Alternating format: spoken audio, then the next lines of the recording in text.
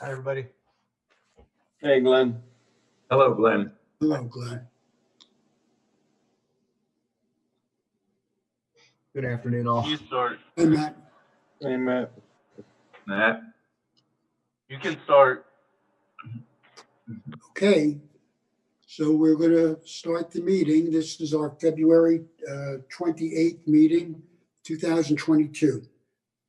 Today, we have one case on the calendar. It's 80 Oak Avenue. This is the fourth time that this case has appeared on our monthly calendar. We also have just a couple of housekeeping matters to attend to, but we'll get to those after we deal with 80 Oak Avenue. I'm looking at the screen. I can see that we do have a quorum. I'm present. Barry Brandt is here, Walt Cassell, and Jan Conacy. So we have 4 out of 5. Randy Mason has recused himself from this hearing, so he's not present today. All right, so this case was originally put on in October. We had a hearing. Then it was continued at the request of the applicant till December 22nd, on to December 27th. We agreed to the continuance. Was then on in January, on January 22nd. We again agreed to a continuance, and now here we are in February. And my understanding is that the applicant, through counsel, has submitted a letter seeking to withdraw this matter. Mr. Forston, are you there? And you agree with that? I am here, Mr. Chairman, and you are correct. Just to give the board a little bit of a further update following the January continuance. Hold on. Okay, There you are. Following the January continuance, we were able to sit down last week with the city and Glenn Mandalis and 2 other city officials. We went over some plans. I thought it was a very positive meeting. During the course of that meeting, we discussed some revisions to that plan. Our landscape architect is completing those revisions today, and we hope to have those out to the city before the end of the week, quite frankly, although we said we'd get them out by Friday, but the sooner the better. And so I think we all have a path forward in concept, and in light of that path forward, which would not include the wooden wall that is the subject of our variance application, we have decided that it probably makes more sense to not keep this on your all's agenda, and we will just withdraw the application at this time. I have every reason to believe that we will reach a final resolution with the city on a plan. And once we have done that, then if we need any variances associated with that plan, obviously we'll come back to the board at that time. And if we don't need any variances, we won't come back.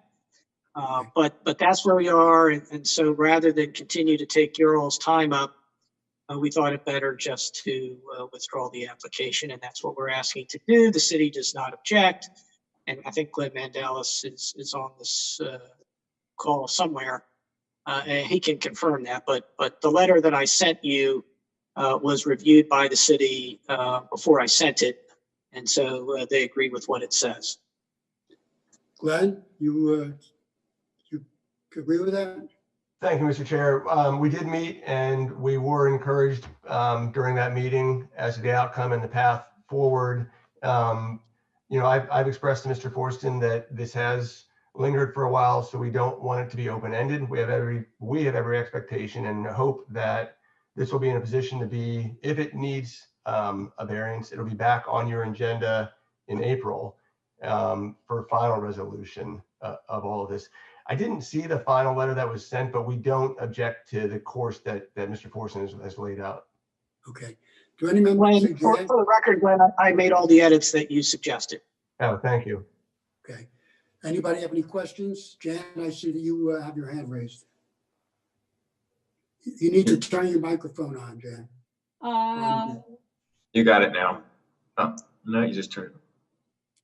My microphone is on. Okay, now we can hear you. Okay. What about Mr. The guy on the corner? Belier began with a B. I knew that. I couldn't think of his. What about Mr. Belier? I mean, the instructions specifically were that he should be included in all meetings, and I haven't heard anyone mention his name. He's the one that's got all the water on his property, actually. I thought he was on the line here. Mr. Belier, are you there? Can you hear me? I'm on the line. Okay. And were you included in all these meetings? No,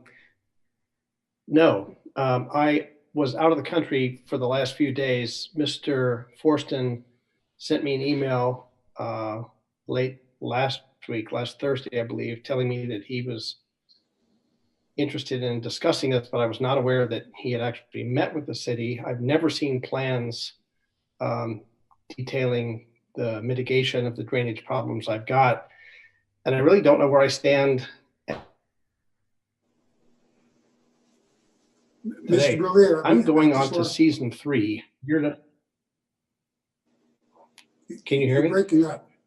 You're breaking up, yeah. I have not been, can you hear me now? Yes. Okay, I have not seen any of the plans that are being discussed now.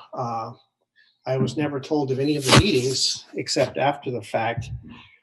And I was surprised to find out today that this application is being withdrawn. I'm going into season 3, year 2 of a significant health and safety hazard in my backyard. And while they may have withdrawn their application for a variance for that structure, I'm still dealing with 2 feet of standing water in my yard. And Okay. Well, Mr. Belier, let me explain something to you. The only issue that we have in front of us is that wall in the backyard.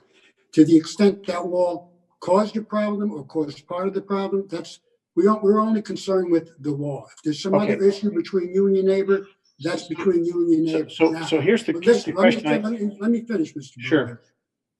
Belier. Apparently they're going to take the wall down. Okay. I don't know whether that's going to solve the problem or not. I don't know whether the next iteration of the fix is going to solve your problem or not. If they need to come back before the board, then they're going to submit another application. But from what I understand, the wall is coming down. Okay. And that's all. And that's all we were supposed to decide. And now it's no longer an issue. Okay, so that's more information than I've been given today. When I hear that an amicable resolution has been agreed upon, I don't know what that entails. Nobody has shared any details with me today. Okay, so again, I hope that in terms of solving the problem between you and your neighbor, that you and your neighbor are able to sit down amicably and get it resolved. But all we've been asked to do is decide whether that wall should stay up or come down. Okay. And your neighbor is telling us today the wall is coming down. Okay. Great. Yep, that's fine. Great. So you're squared away with that. Jan, you want to keep talking? Well, yeah, I didn't get to finish what I said, and what I would like to point out is that as this case, it's kind of interesting in a couple of different ways. One is that we have no code in the city that says if you change the direction that water flows on land, that you can't do that. Some places actually do that because I've been looking at it ever since this case came up. So because we don't do that in the city, it looks like 80 Oak, by building swales and whatever, changed the direction of the water flow on the land. And then Mr. Purpura, with full approval of the city, as well he should, he did exactly what he was allowed to do, put in a pool and hardscaping. So the water from both places is now on Mr. Brailer's property. And we in the city of Rehoboth, Jerry, let me finish, do nothing about that. So I would just like to point out that we as the Board of Adjustment asked them to meet with a civil engineer, include Mr. Brailer, and figure out how to solve the problem, which we knew last month they had never met with Mr. Brailer, and the same thing again this month. So, right, all our job was to do was determine whether the wall was legal or not, or whether they would get a variance for it. But I just want to point out that this case demonstrates so clearly that that we got big issues with water flow in the city of Rehoboth Beach, and the city of Rehoboth Beach is not doing anything about it. And I hope Glenn and Matt and others will do something, because it's totally unfair that this person who's done nothing to his property, had a great piece of property, no water on it, now has water coming from all directions on his property. And there's something majorly wrong with our code if that's allowed. That's all. Hey, I will just point out, Jan, that maybe there is a need for some additions to the code, but the neighbors have the right to go to the courts to resolve any water issues between the neighboring properties. So, well, actually, I've had a lot of conversations with soil and conservation, and in fact, the matter is there's nothing in Delaware that prevents you from dumping your water on your neighbor's property. Well, I think that. But I'm not an attorney. Can I just ask one question? I'm not here to, assign blame, or I'm here to fix my problem.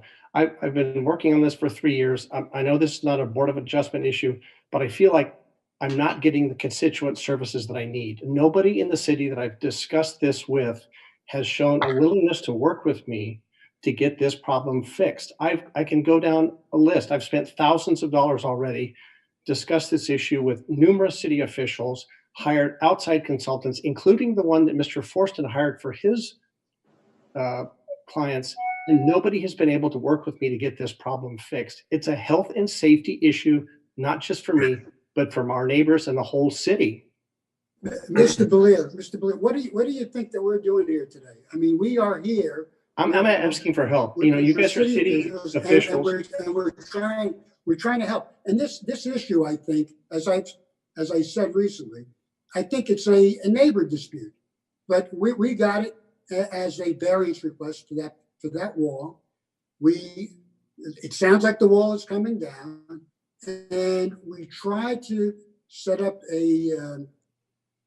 we try to exert influence on everyone involved to work together. Now, maybe that hasn't happened to your satisfaction, but you still have time. I mean, the problem is still there. We've done everything we can to resolve your issue. Well, I'd like to point out that one of my neighbors is the city. Can I respond to all this? Because a lot of things that are not. You're going to get a chance, Mr. Forston. One of my neighbors is the city. Cranberry Park is right next to me, and there is 1.5 feet more dirt in Cranberry Park now than there was 3 years ago before this issue occurred. So I don't know how the soil got onto city property, but that's also part of the problem.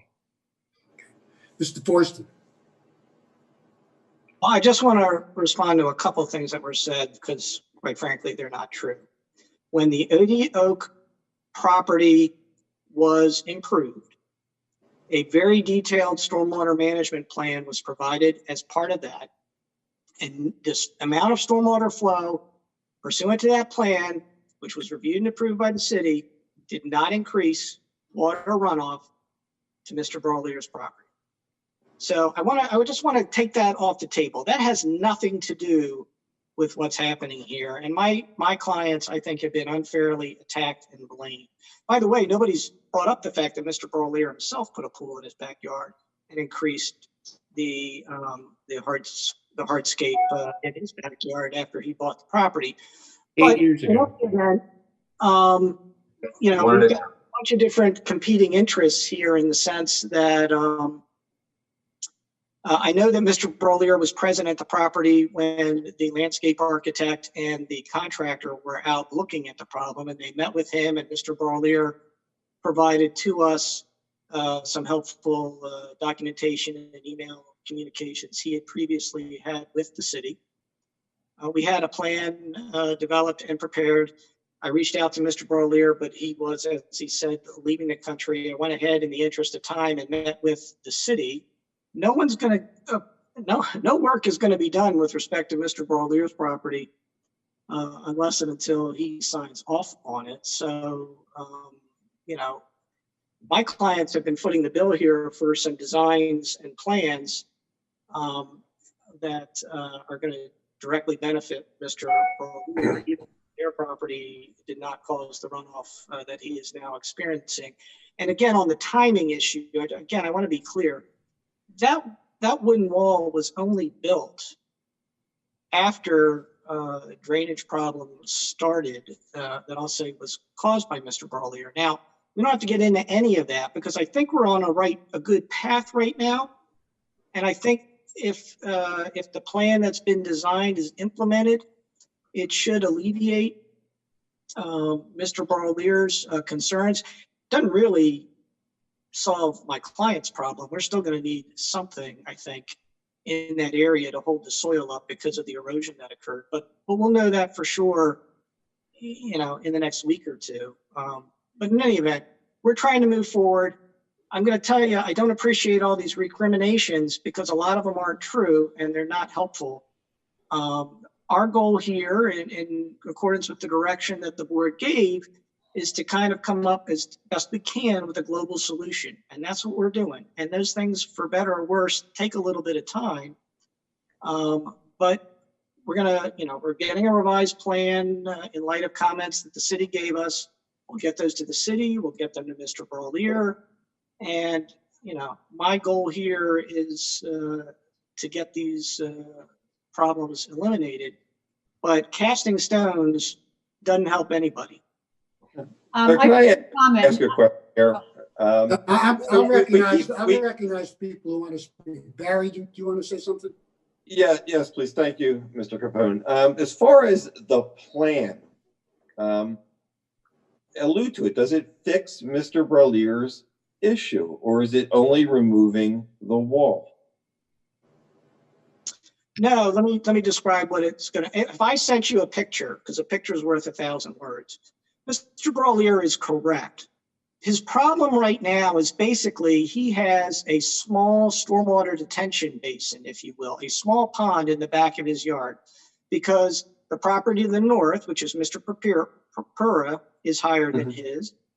80 Oak Avenue's property is higher than his, but we have it terraced in a way that the stormwater property funnels away from Mr. Barlier's property. Mr. Barlier's property itself from 3rd Avenue slopes down towards his backyard, and ideally then all of that water would flow across the city park and into Lake Gerard. The problem is that he now has a basin, essentially, because the city parkland is, as Mr. Barlier just alluded to, higher than the low point of his rear property.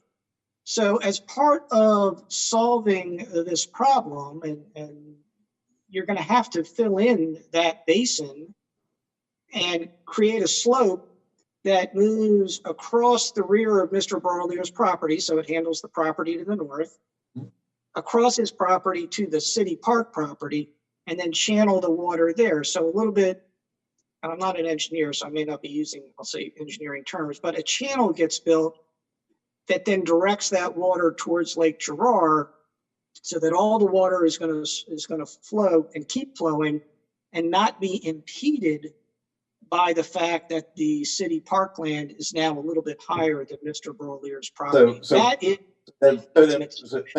Thank you. And so then part of the plan is city remediation work to alleviate the pond on Mr. Barlier's property. So thank you. And I for Jan, and maybe Matt can clarify, I do believe there is code that says you cannot change the elevation of a lot. And I think that has to get approved. I don't think it's in section 270. It's elsewhere in the city code. But you can't, people cannot just go around moving dirt around and changing, you know, lots. So anyway, I'm good, Jerry. Thank you. Matt, could you respond to what Barry just asked you? Section in the code that basically says in gist, you cannot negatively affect your neighboring property with stormwater runoff. And that's about the extent of what the code language speaks to. Okay, thank you. Jan, you want to say something else? And I will point out, as Matt well knows, that people are digging up, 10 and 20 feet of land all over this city to flatten it out so that when they measure the height of their house from the ground, it's not too tall. And it's happening on my street and it's happened on others. And that part of the code has never been enforced really very well, Barry. Some communities in our neighboring beach towns actually require an engineer's plan to ensure that no water will run into the neighbor's property. But we have it all over town. Okay. So, So that, and by the way, I just want to say, I was not complaining about about 80 Oak. I was simply pointing out that everything that was done along in that intersection, that corner over there, was done legally with approval from the city. And maybe there's something wrong with our city code that allows all of those things to be done and not require pervious, not require whatever. That's Okay. my point. so I think that we've kind of gone over this pretty thoroughly. Is there a motion to approve the permitting the applicant to withdraw the petition? I'll make that Somebody. motion. Barry will make Anybody that. want to second that? I'll second it.